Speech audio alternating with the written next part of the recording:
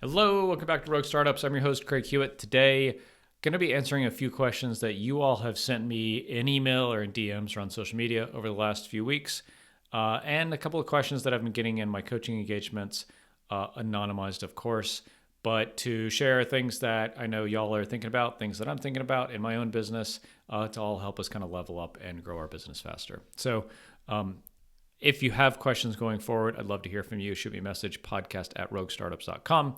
You can hit me up on Twitter or LinkedIn as well. Links for me in those places will be in the description below. So first of all, thank you to Charlie who reached out with this question after he and I had a coaching engagement. And his question was, hey, how long do I give a channel before knowing if it's working or not? I talked about this a little bit in my last episode, I think, talking about like sometimes you just got to like decide on something and then put the blinders on and go heads down and just go hard on this for like 90 days, 60, 6 months maybe. And I think the question is like, how do you know when it's evaluation time on the other end, if this thing is working or not? And I think the answer is it's different for everyone in every situation. So I'll give a framework for how I think about it instead of just an answer.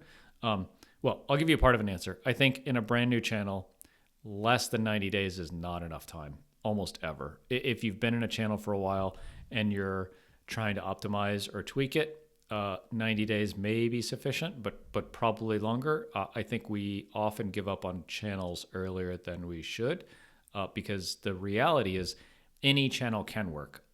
You can't do all of them, right? We're all limited by budget. Even a big old company like HubSpot or Stripe or something can't do all of them really, really well.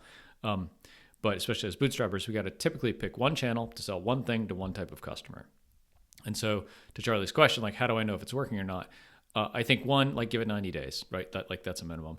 I think two, you want to look at what the most leading indicator in that whole process is, right? So think about posting on LinkedIn, and LinkedIn as a growth channel, just because that's something that's popular for a lot of B2B folks, and can be really effective.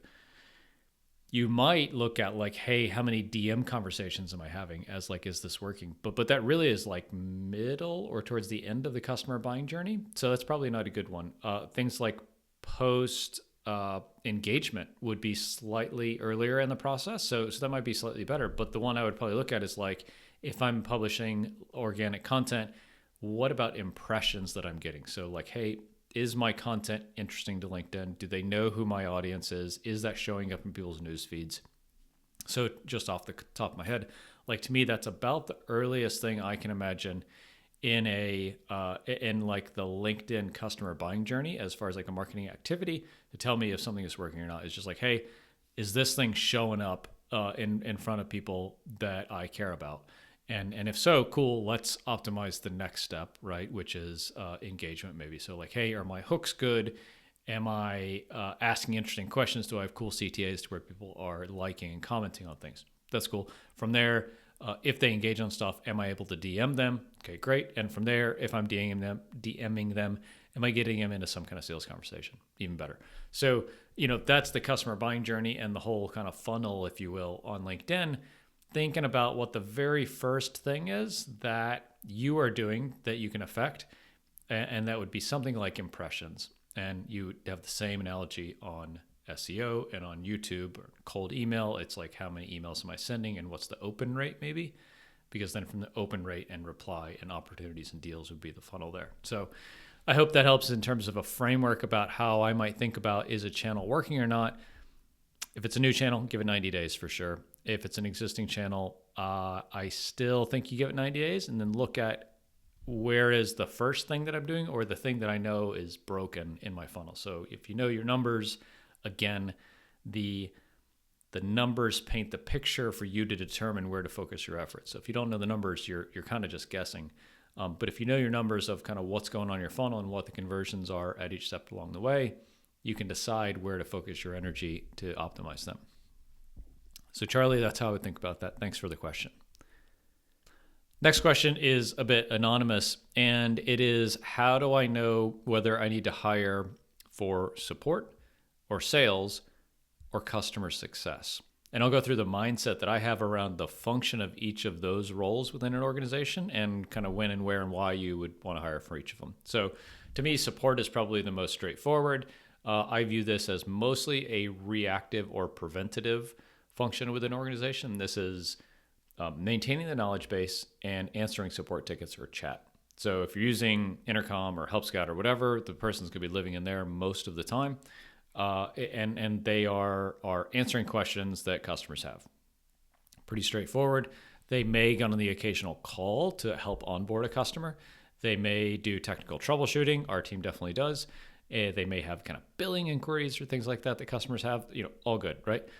In a more slightly advanced role, they may do things like an onboarding weekly call. I know Help Scout as a company did this when I first became a company or a customer a while ago. It was great. So they have a call every Tuesday and Thursday, I think, and you can get on, and a person from their probably success team, now that I'm saying it, will kind of walk you through things. So, okay, so maybe that bridges the gap to success.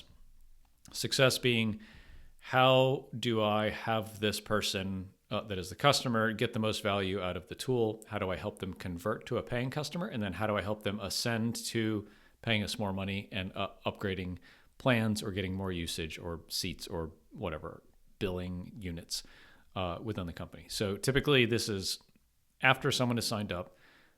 We want to get engaged with them for them to get the most usage out of the product so that they convert to being a paying customer and have expansion revenue along the way. So the interesting thing about this is I find there's slightly more overlap with success and sales than I do support. And usually the first time we think about this, it's the other way. It's like, hey, success and support are the same thing. Not true. I think if you have an established, say, like organic funnel and people are coming in to your website and they want to talk to you and they want a quick demo or something, that might not be the best place for a salesperson because really they're just an order taker. It's just, hey, show me these 3 screens and tell me how to pay you money. That might be a really good application for a success person within your organization. Sales to me is much more about I'm going to go out and find new business. I'm going to generate demand. I'm going to close enterprise deals that have 6-month sales cycles. In the truest kind of meaning of it, it's like I'm going to go create revenue for the company, sometimes out of nothing. And that's what sales is to me in the purest sense. Now you could have, hey, we have a heavy inbound kind of motion and salespeople just have to take calls and close deals. That's cool. That's a pretty light version of sales. Now, it's not that that's not important or that person doesn't need to be effective. I'm just saying, like, if sales is a spectrum, the most extreme is like, hey, this person is out there hunting and closing deals and all this kind of stuff.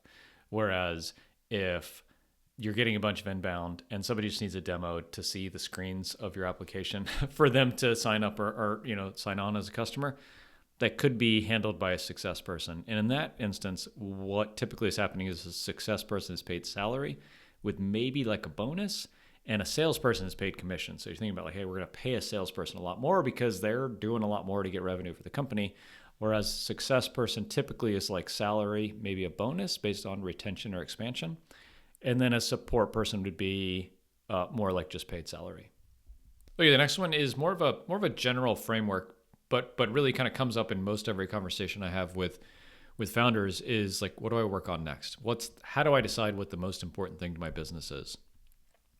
And generally, what I like to think about is the most important thing that I can do is the thing that is the closest to customers and revenue. And so not forsaking the things where, we're going to plant the seed now for the thing tomorrow. Like I totally get that. But I think a lot of times, especially when we talk about like digital marketing, we all get very fancy and we like to do all these complex funnels that have multiple touch points and I'm doing all this automation and things like that. And what that can be, and I'm not saying this is you, but what it can be is just procrastinating and avoiding the topic that may be kind of difficult, which is like, just fucking get out there and sell something to someone. I was on a call with a client last week and the answer to like, what should I do is you should go have like a dozen calls with friends and people in your network and try to figure out how you can sell something to somebody that either them or someone that they know. Especially early on, like figuring out this big complex paid acquisition funnel or webinar, mechanism is largely a waste of time because you don't know enough about the business and who you're selling to and the value prop and the objections and the pricing and all the shit that you got to get right on a really automated customer acquisition motion. You don't know like any of that really, right? So especially kind of early on, if you don't have a lot of data, the most important thing for you to do is to pick up the phone and talk to somebody who could be a customer. And it might not be that that person's a customer. It could be like, hey, this is just a buddy that, you know, because of the whatever 7 degrees of Kevin Bacon, right? They might know somebody who could be a customer for you. But I think that the goal that early on is just to get data about what's important. Because oftentimes, and I know like for myself, when I owned SalesCamp, it was an affiliate management software, I didn't have enough concentration of good data for me to make well-informed decisions. And so what we did is we had messaging and we had product and we had a lack of focus all over the place because one person would tell me this thing and another person would tell me this other thing and another person would tell me this other thing because I didn't have enough conversations with people who were my ideal customer persona to know what's important to them. I thought I knew because I run a SaaS business. I should know, right? But I didn't, and that is a lesson I would carry over and kind of hope that you would, is like, if you don't know 100% how to sell your thing, don't get too fancy and just go talk to customers. If you're a little further on, you have some of that data, but I would still encourage you to do things as close to customers and revenue as you can and avoid the things, and you all know what I'm talking about, that are kind of ephemeral and brand and, you know, all these kinds of things that don't move the needle. But, you know, what is a thing that, you know, if you keep doing it, that you'll bring in more money for your company? And then figure out how to scale that, delegate it, hire a team, create systems, automate it, all that kind of stuff. But just figure out how to do that thing really well, and then worry about amplifying it, right? It's the classic, like, do things that don't scale. Okay, the last one's more of a tip than a question, but the topic is around ways to test paid acquisition in a discreet, simple way. And the thing I really like here is some kind of sponsorship of a newsletter or a podcast or paid placement in a YouTube video or something like that.